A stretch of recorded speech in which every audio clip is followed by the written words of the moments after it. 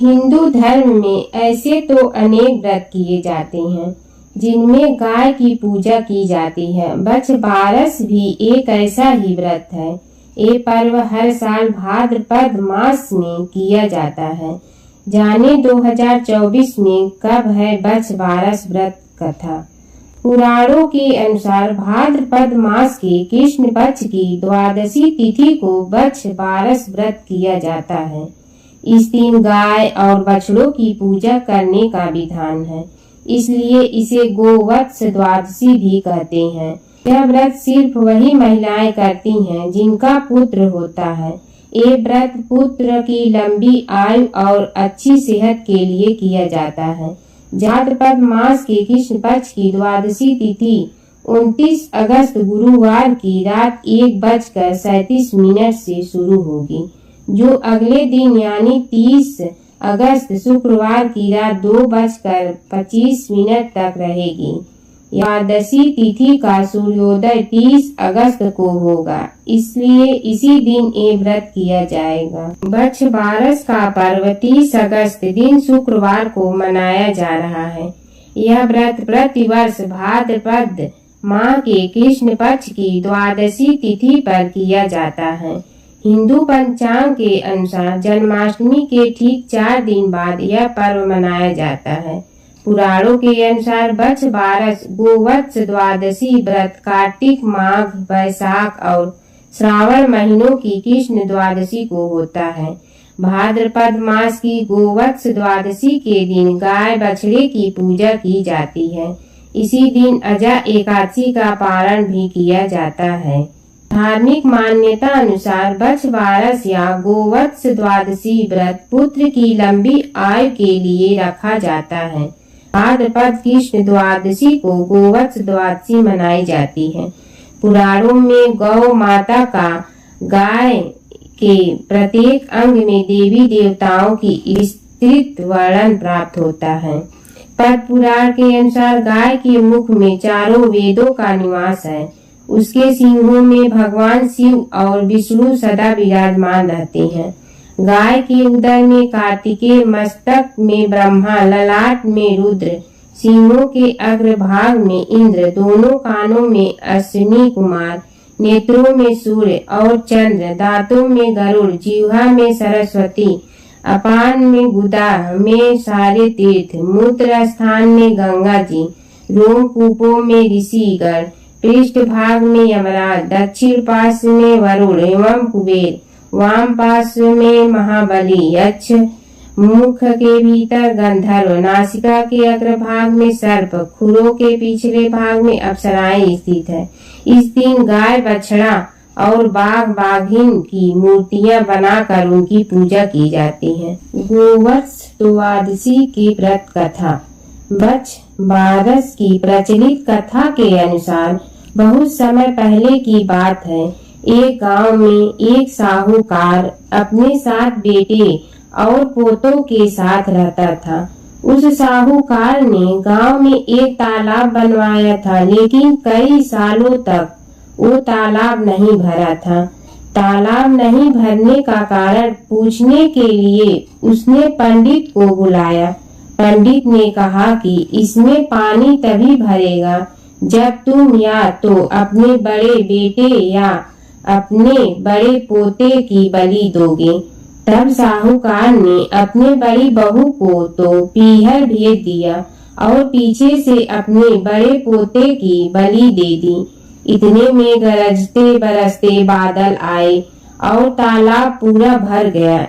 इसके बाद बछ बारस आई और सभी ने कहा कि अपना तालाब पूरा भर गया है, इसकी पूजा करने चलो। साहूकार अपने परिवार के साथ तालाब की पूजा करने गया।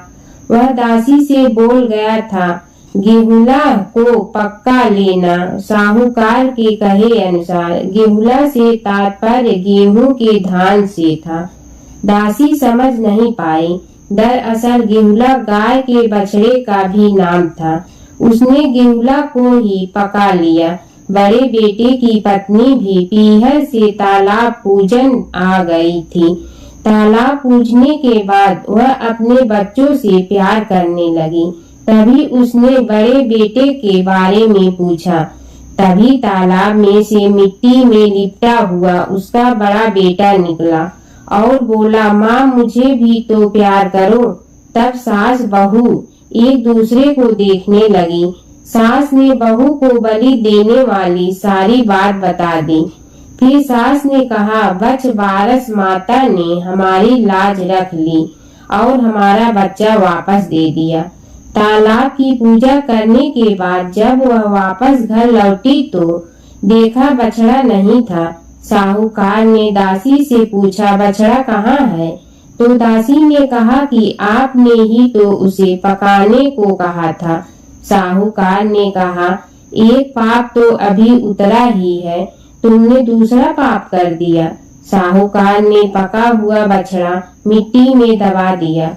शाम को गाय वापस लौटी तो वह अपने बछड़े को ढूंढने लगी और फिर मिट्टी खोदने लगी। तभी मिट्टी में से बछड़ा निकल गया। साहूकार को पता चला तो वह भी बछड़े को देखने गया।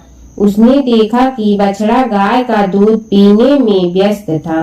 तब साहूकार ने पूरे गांव में यह बात फैला दी कि हर बेटे की माँ को बच बारस का व्रत करना चाहिए। हे बच बारस माता, जैसा साहूकार की बहू को दिया वैसा हमें भी देना। कहानी कहते सुनते ही सभी की मनोकामना पूर्ण करना।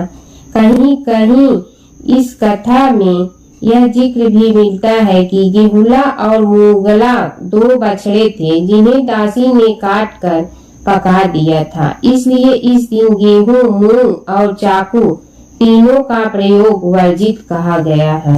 गोवत्स द्वादशी बछ बारस की पौराणिक कथा के अनुसार प्राचीन समय में भारत में सुवर्णपुर नामक एक नगर था। वहाँ देवदानी नाम का राजा राज करता था। उसके पास एक गाय और एक भैंस थी। उनकी दो रानियां थी। एक का नाम सीता और दूसरी का नाम गीता था। सीता को भैंस से बड़ा ही लगाव था। वह उसने बहुत नम्र व्यवहार करती थी और उसे अपनी सखी के समान प्यार करती थी। राजा की दूसरी रानी गीता गाय से सखी सहेली के समान और बछड़े से पुत्र समान प्यार और व्यवहार करती थी। यह देखकर भैंस ने एक दिन रानी सीता से कहा, गाय बछड़ा होने पर गीता रानी मुझसे ईर्ष्या करती हैं। इस पर सीता ने कहा, यदि ऐसी बात है तब मैं सब ठीक कर लूंगी। सीता ने उसी दिन गाय के बछड़े को काटकर गेहूं की राशि में दबा दिया। इस घटना के बारे में किसी को कुछ भी पता नहीं चलता, किंतु जब राजा भोजन करने बैठा तभी मांस और रक्त की वर्षा होने लगी। महल में चारों ओर रक्त तथा मांस दिखाई देने लगा। राजा की भोजन की थाली में भी मल मूत्र आदि की बास आने लगी। यह सब देखकर राजा को बहुत चिंता हुई। उसी समय आकाशवाणी हुई, हे राजा, तेरी रानी ने गाय के बछड़े को काटकर गेहूं की राशि में दबा दिया है। इसी कारण यह सब हो रहा है। कल गोवत्स द्वादशी है, इसलिए कल अपनी भैंस को नगर से बाहर निकाल दीजिए और गाय तथा बछड़े की पूजा करें। इस दिन आप गाय का दूध तथा कटे फलों का भोजन में त्याग करें। इससे आपकी रानी द्वारा किया गया पाप नष्ट हो जाएगा और बछड़ा भी जिंदा हो जाएगा। अतः तभी से गोवत्स द्वादशी के दिन गाय बछड़े की पूजा करने का महत्व माना गया है तथा गाय और बछड़ों की सेवा की जाती है।